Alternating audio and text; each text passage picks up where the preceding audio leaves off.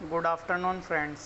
मैं लोकेश प्रजापत और एक वैकेंसी से रिलेटेड ये वीडियो लेके आया हूँ मैं, जो किरोड़ीमल कॉलेज है दिल्ली यूनिवर्सिटी में, उसमें असिस्टेंट प्रोफेसर का वैकेंसी निकला है और उसका पे स्केल है जो यूजीसी नॉर्म्स के अकॉर्डिंग होगा, वो उसको पे स्केल रहेगा। और बाकी ये जो एडवर्टाइजमेंट है, अपन इस पर चलते हैं डायरेक्टली। तो ये 16 अप्रैल 2022 का एडवर्टाइजमेंट है और इसमें आप देखोगे तो लिंक दिया हुआ है कि आपको कहाँ से आप अप्लाई कर सकते हो। ये नोटिफिकेशन का जो लिंक रहेगा वो मैं आपको डिस्क्रिप्शन बॉक्स में दे के रखता हूँ। और अगर आपने चैनल को लाइक सब्सक्राइब नहीं किया हो तो ज़रूर करो, क्योंकि हम ओनली ऑफिशियल न्यूज़ ही यहाँ पे शेयर करते हैं। ओके, इसमें last date of receipt of application is 6 May 2022 और 21 days from date of publication of the advertisement. तो 16 तारीख से आप या तो 21 दिन काउंट कर लो या 6 मई काउंट कर लो। इन दोनों में से जो भी पहले होगा उस डेट को लास्ट डेट माना जाएगा। और आपके सब्जेक्ट्स के अकॉर्डिंग आप चेक कर सकते हो। यहाँ पे बंगाली में 2 वैकेंसी है, बॉटनी में 7 है, केमिस्ट्री में 14 है, कॉमर्स के अंदर 9 है, और computer science 1, economics 5, English 3, geography 4, Hindi 7, history 4, mathematics 11, philosophy 1, physics 17, political science 7, Sanskrit 4, statics 5, Urdu 2 and zoology 7। Total 110 vacancies है। काउंट कर लेना आप थोड़ा अगर कुछ रहेगा तो। और कोई भी कैटेगरी का मेंबर अप्लाई कर सकता है, चाहे वो आप रिजर्वेशन से हो या अनरिजर्व कैटेगरी से हो।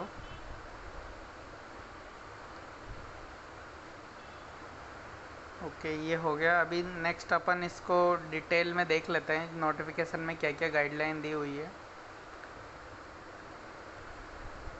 तो number 1 is the qualification of the post of assistant professor. तो इसमें क्वालिफिकेशन में ए पॉइंट क्या बोलता है, ए और बी दोनों में से कोई सी भी अगर आपको क्वालिफिकेशन आप रखते हो तो आपको अप्लाई कर सकते हो आप पोस्ट के लिए। तो अपन ऐसे स्टार्ट करते हैं। Number 1, master degree with 55 marks और equivalent grade in point scale where ever the grading system is followed. मतलब आपके मास्टर्स में 55 अबव परसेंटेज होना चाहिए तो आप अप्लाई कर सकते हो।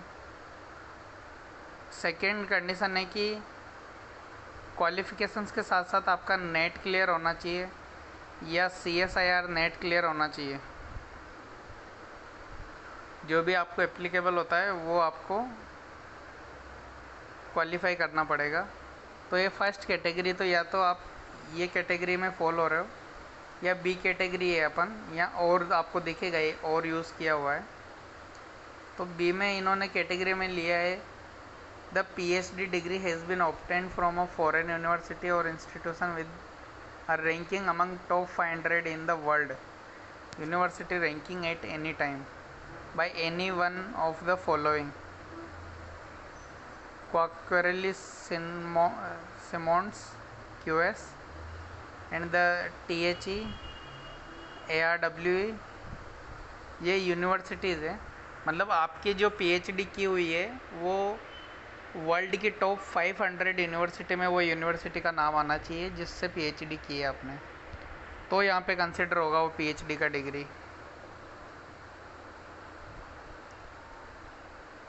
इसमें इन्होंने जनरल नोट दिया है कि इसका सिलेक्शन कैसे होगा।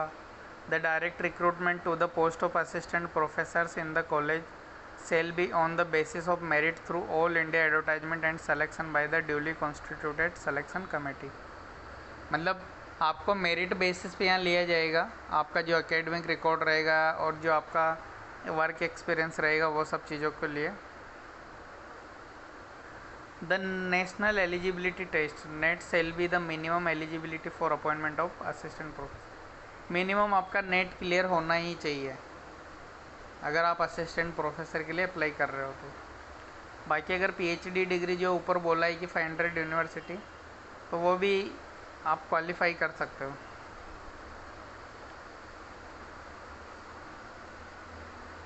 अब पीएचडी के लिए कंडीशंस क्या क्या है?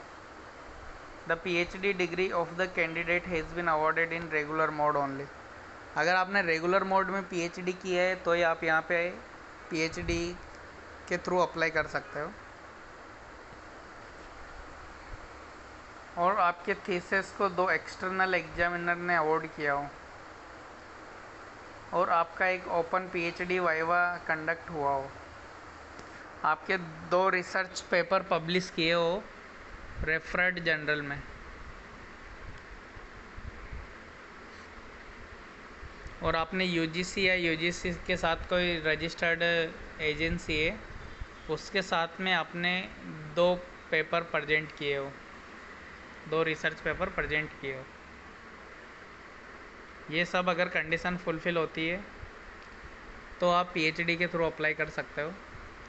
इसमें थर्ड पॉइंट है कि the clearing of NET shall not be required for candidates in such disciplines for which NET has not been conducted. जिस सब्जेक्ट का नेट का एग्ज़ाम कंडक्ट नहीं होता तो उस सब्जेक्ट में नेट की एलिजिबिलिटी नहीं रहेगी। 55 मार्क्स आपको बता दिया। और ओबीसी और शेड्यूल कास्ट और शेड्यूल ट्राइब वाले लोगों के लिए 5% का रिलैक्सेशन रहेगा। वो 50% अगर पीजी में रहेगा तो भी वो अप्लाई कर सकते हैं। ये 5% रिलैक्सेशन हो गया। 6 में भी यही है।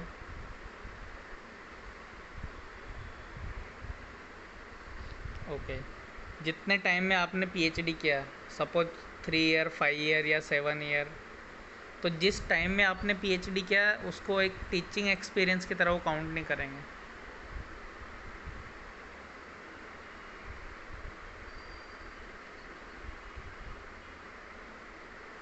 Candidate point number 8 is the number of candidate to be called for interview for the teaching post in the college shall be determined after screening of application। तो जो भी एप्लीकेशन, जितना भी एप्लीकेशन आएगा उसके अकॉर्डिंग शॉर्ट लिस्ट करके वो interview के लिए कैंडिडेट का लिस्ट निकालेंगे। 9A बोलता है कि कोई भी पर्सन अगर क्वालिफिकेशन नहीं रखता तो वो अप्लाई नहीं कर सकता। ओके, एप्लीकेशन करने के लिए कुछ गाइडलाइन इन्होंने इश्यू कर रखी है, वो देख लेते हैं। All applicants are required to apply online in prescribe format. और इसमें जितना भी इंफॉर्मेशन आप डालोगे वो आपका ट्रू एंड फेयर होना चाहिए, ट्रू एंड करेक्ट होना चाहिए। अगर उसमें कुछ भी गलती रहती है तो आपका फॉर्म रिजेक्ट हो सकता है। और किरोड़ीमल कॉलेज की ऑफिशियल वेबसाइट है www.kmc.du.ac.in। और आपको पहले आप क्वालिफ़िकेशंस क्राइटेरिया चेक कर लो, अगर आप क्राइटेरिया मीट कर रहे हो तो अप्लाई करो। थर्ड, वो लिस्ट को शॉर्ट लिस्ट करने के बाद में आपको इंटरव्यू का फाइनल लिस्ट बताएंगे। और अगर एप्लीकेशन आपने फुल सबमिट नहीं किया तो उसको भी वो कंसिडर नहीं करेंगे। फोर्थ, सबसे इम्पोर्टेंट चीज़ है कि फ़ीस वगैरह क्या लगेगा। तो अनरिजर्व्ड ओबीसी और ईडब्ल्यूएस कैटेगरी के लिए 500 रुपये पर पर्सन फीस है पर कैंडिडेट। एससी, एसटी और पीडब्ल्यूडी और जो गर्ल्स रहेगी वुमन कैंडिडेट्स, गर्ल्स के लिए ये फ्री ऑफ कॉस्ट है, आप अच्छे से अप्लाई करो। फ़ीस एक बार पे होने के बाद में रिफ़ंड नहीं होगा। और अगर इससे रिलेटेड अगर पुराना एडवर्टाइजमेंट था और उसमें आपने फ़ीस पे किया हुआ है असिस्टेंट प्रोफेसर वैकेंसी के लिए, तो आपको वो रिसिप्ट भी आप मेंशन कर दोगे तो चला जाएगा। पेमेंट क्रेडिट, डेबिट कार्ड और नेट बैंकिंग के थ्रू करना पड़ेगा। और अगर आप एक से ज़्यादा डिपार्टमेंट या पोस्ट के लिए अप्लाई कर रहे हो तो आपको सेपरेट फ़ीस चार्ज होगा।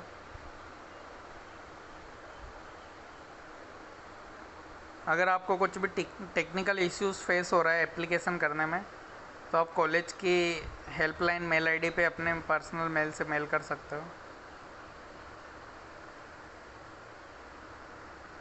और जो SC ST EWS या OBC कैटेगरी से फॉर्म भर रहे हैं तो उनके पास उनकी कैटेगरी के सपोर्ट में लेटेस्ट डॉक्यूमेंट होना चाहिए। अगर किसी को PW फिजिकली हैंडीकैप कैटेगरी से बेनिफिट लेना है तो उनके पास सर्टिफिकेट होना चाहिए कि मोर देन 50% वो हैंडीकैप है।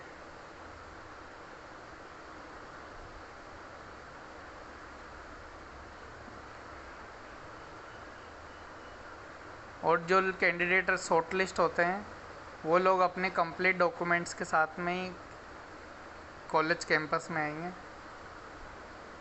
और अगर कोई आदमी ऑलरेडी गवर्नमेंट जॉब में या पब्लिक सेक्टर अंडरटेकिंग में जॉब कर रहा है तो उनके डिपार्टमेंट से उनको NOC का ज़रूरत पड़ेगा कि इनको टीचिंग फील्ड में काम करने से उनको कोई ऑब्जेक्शन नहीं है।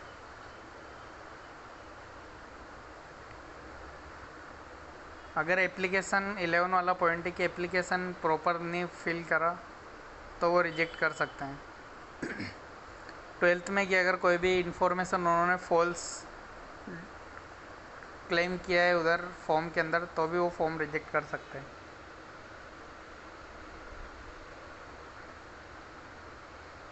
और कॉलेज को लगता है अगर कोई स्टूडेंट को रिजेक्ट करना है तो वो वैसे भी कर सकते हैं। और बाद में अगर कोई वैकेंसी आएगी तो जो कैंडिडेट्स के एप्लीकेशंस ऑलरेडी है उनमें से भी वो लोग शॉर्टलिस्ट कर सकते हैं अपकमिंग वैकेंसीज़ के लिए। उसके बाद में अगर आप इंटरव्यू देने जाते हो तो आपको कोई भी TADA नहीं मिलेगा। लास्ट डेट आपका 6 मई 2022 है। और जो भी डिस्प्यूट होगा वो आपको कॉलेज मैनेजमेंट उसके ऊपर फाइनल डिसीजन लेगा। और सबसे इम्पोर्टेंट अपन ये चीज़ का डिस्कशन करते हैं कि इंटरव्यू के लिए शॉर्टलिस्ट कैसे होंगे कैंडिडेट्स, क्योंकि ये बहुत सारी यूनिवर्सिटीज़ वगैरह में होता है। तो ग्रेजुएशन में अगर आपके 80+ स्कोर है तो आपको 15 मार्क्स अलॉट किए जाएंगे। अगर 60% से 80 के बीच में है तो आपको 13 मार्क्स, 55 और 60 से कम है तो 10 मार्क्स, और 45 to 55 है ओनली 5 मार्क्स। पोस्ट ग्रेजुएशन में 25, 23 और 20 मार्क्स वो आपको मिलेगा। अगर आपका MPhil है और MPhil का स्कोर 60% एंड अबव है तो 7 मार्क्स, और 55 to 60 है तो 5 मार्क्स। PhD अगर आपका कंप्लीट है तो 30 मार्क्स PhD के काउंट होंगे। अगर आपका नेट विद JRF है तो 7 मार्क्स, नेट है तो 5 मार्क्स। अगर आपने 2 रिसर्च पेपर पब्लिश किए हैं तो 10 मार्क्स उनके अलोकेट होंगे आपको। और टीचिंग या PhD के बाद का आपका एक्सपीरियंस है तो उसके 2 मार्क्स ईच ईयर काउंट होंगे। और अगर आपको कोई भी इंटरनेशनल लेवल पे या नेशनल लेवल पे अवार्ड मिला है तो उसके 3 मार्क्स, स्टेट लेवल अवार्ड्स के 2 मार्क्स। इतना सब अगर आपका स्कोर होता है तो आप स्कोर खुद भी चेक कर सकते हो।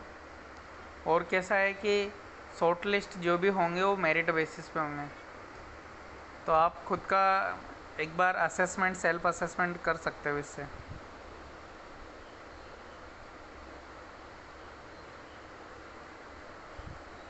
ये टोटल स्कोर 100 कैसे होगा, आपका एकेडमिक के 80 मार्क्स है, रिसर्च पब्लिकेशन की 10 मार्क्स है और टीचिंग एक्सपीरियंस के 10 मार्क्स है। ऐसा करके आपके टोटल 100 मार्क्स हो रहे हैं।